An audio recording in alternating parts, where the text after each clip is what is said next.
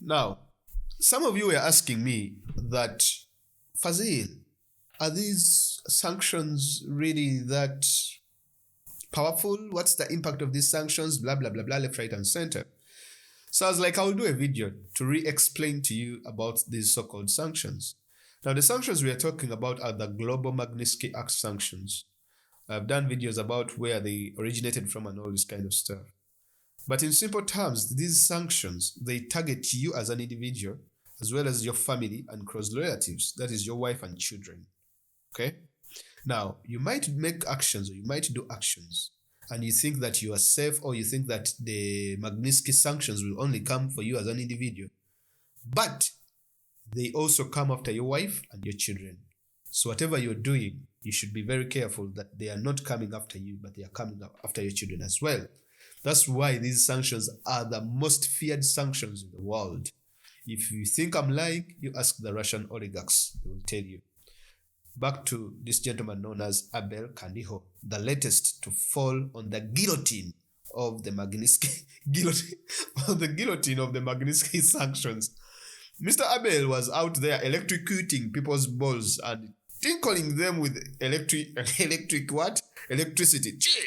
Like he was electrifying people. I mean, why would you electrify one's genitals? That is not fair. So they hit him with the sanctions. Abel was like, I don't care. So they were like, all right. And maybe he had a chat with his lawyer and explained it to him. Look here, Mr. Abel, I think you should take this serious because, number one, they are coming after your wife and children. However much you have tried to keep them away from the media, by the time they institute these sanctions on you, these guys have surrounded you. They know everything about you. They know your finances. They know what you're doing in America. They know where your family is. They know your birthplace, everything about you. Even money, anything that you have in America, they have it. Now, so Abe, I think he spoke with his lawyers and they told him, your family is going down. Number two, you cannot buy, sell, or do any business with America or any of its companies. Now, that includes even financial transaction, international financial transaction, even if it is Western Union. If it is operating in America and Abe Kandiho wants to receive or send money via Western Union, he cannot. Because if Western Union is found out to be dealing with someone under these sanctions, people like Kaihura and Abe Kandiho for this matter, it will also be put under sanctions. He can't use any of these services like Visa, MasterCard, and all this kind of stuff. Financial transactions. He cannot hold an international bank that has links to United States of America, meaning that he cannot hide his wealth. How? So Abe must have realized, man, this is really serious. Okay?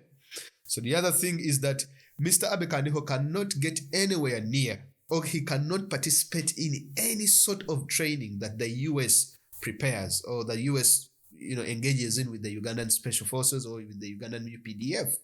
And remember, the gentleman we are talking about, Kandiho, is the chieftaincy of military intelligence, an organization that is in charge of carrying out intelligence on behalf of the UPDF, as well as electrocuting people's balls.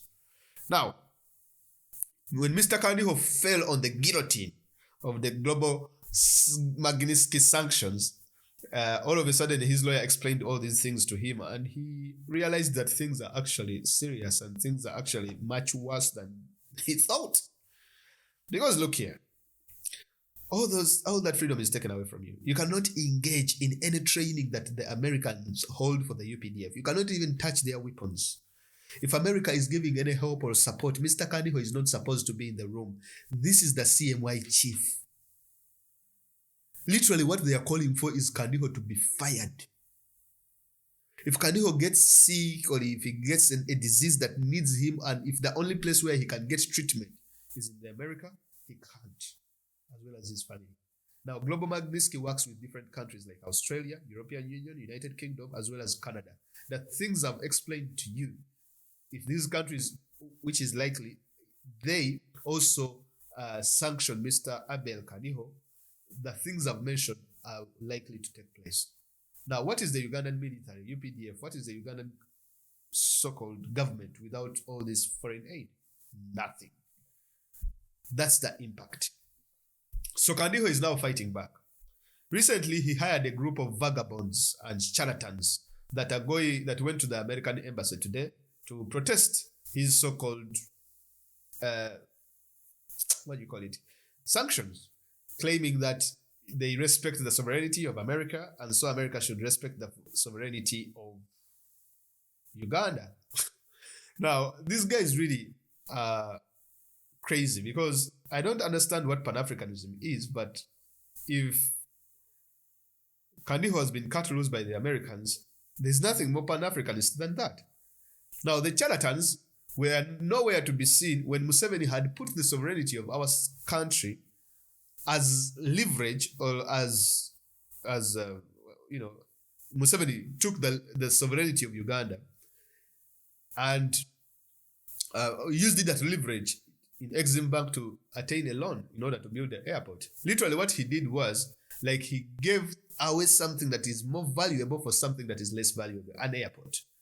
Now, these vagabonds and charlatans were nowhere to be seen protesting this sovereignty. So if you're going to protest for sovereignty, you have to stand up sovereignty across board. Now, this shows you the brains of Mr. Abel Kandiho, that he's now trying to fight back.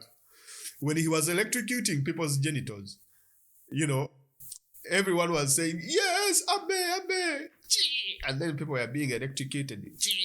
And Abe was, hey, you are our man, Kandiho. Electrocute. Danger, kami hatari.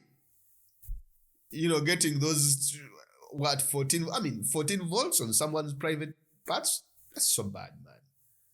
Now, all of a sudden, no one wants to associate with him. Because if you get closer to Kandiho, you're also likely to fall on the guillotine of the global Magnitsky sanctions. Now, all of a sudden, Kandiho has gone mute. And he has left his talking to be done by other individuals. Now, this is a man who is not new to controversy. He's a gentleman who deals ruthlessly with anyone who gets into his way, or anyone who tells him, Mr. Kandiho, stop electrocuting people. Oh, he is really tough. But now he has found out that there are people who are much tougher than him. He has been engaged in kidnappings of people, different nationals, including Americans, by the way. There's a gentleman they kidnapped in that side of Toro, an American. He's been engaged in kidnapping Rwandese nationals and all this kind of stuff. So Americans are like, out.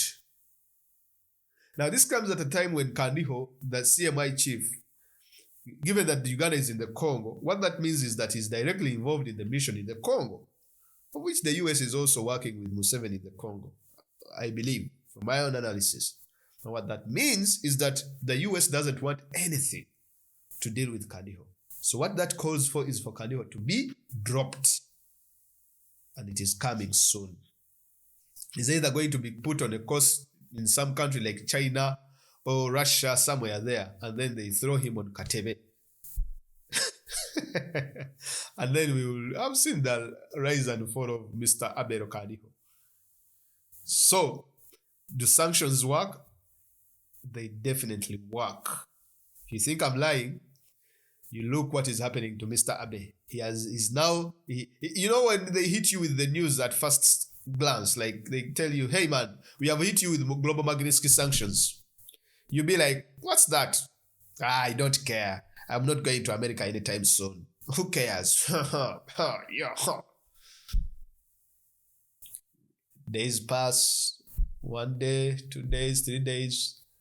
Then it settles in. You realize that the shopping you have been done, the money you have been sending to America to hide, it is all confiscated. You cannot withdraw a single penny. You cannot spend a single penny in America. And then you realize it's not only you, but it is your wife and kids.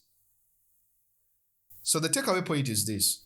If you are in the Ugandan military or in any of these criminal outfits that are terrorizing, that are electrocuting people, kidnapping people, and beating people up, think twice before you electrocute someone.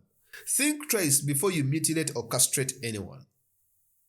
Because you might do an action today thinking yourself, but bro, what's going to happen is that your friends and family, these people are going to come after your family. And maybe your family might be innocent. So you think twice before you do any of this stuff. Okay.